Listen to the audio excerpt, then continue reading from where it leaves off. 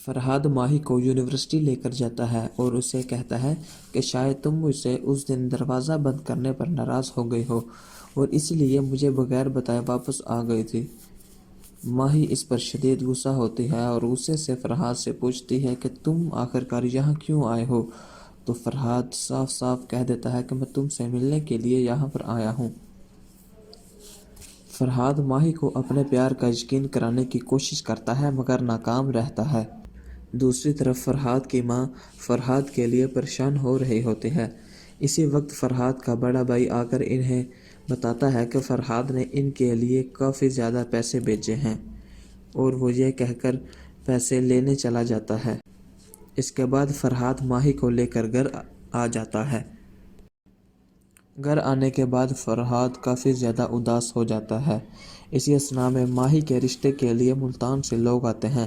جب فرحاد کو ماہی کے رشتے کی خبر ہوتی ہے تو وہ اور زیادہ پریشان ہو جاتا ہے۔ دوستو اس کے آگے ایپیسوڈ 9 شروع ہوتا ہے۔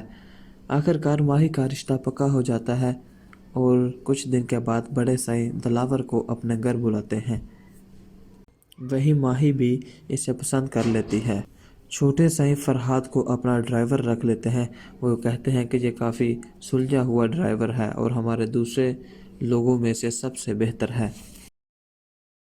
یہ خبر سن کر ماہی بہت زیادہ پریشان ہو جاتی ہے کیونکہ وہ جسے گھر سے نکالنا چاہتی تھی اب وہ اسی گھر کا پکا ملازم بن چکا ہے۔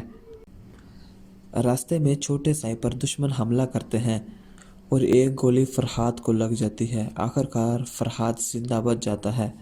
چھوٹے سائیں گھر آ کر بڑے سائیں سے دشمنوں پر حملہ کرنے کے لیے اجازت مانگتے ہیں لیکن بڑے سائیں اجازت نہیں دیتے۔ وہ یہ کہہ کر ٹال دیتے ہیں کہ کچھ دنوں بعد تمہاری بہن کی سگائی ہوئی ہے اور اس کے بعد اس کی شادی ہے، اس لیے ہمیں ابھی ان کاموں پر دھیان نہیں دینا چاہیے۔ دوستو یہیں پر دوسرے ایپیسوڈ کا بھی اینڈ ہو جاتا ہے۔ دوستو اگر آپ کو ہماری ویڈیو پسند آئے تو ویڈیو کو لازمی شیئر کیجیے گا اور ہمارے چینل کو بھی سبسکرائب کیجیے گا۔ ملتے ہیں اگلی ویڈیو میں۔ خدا حافظ۔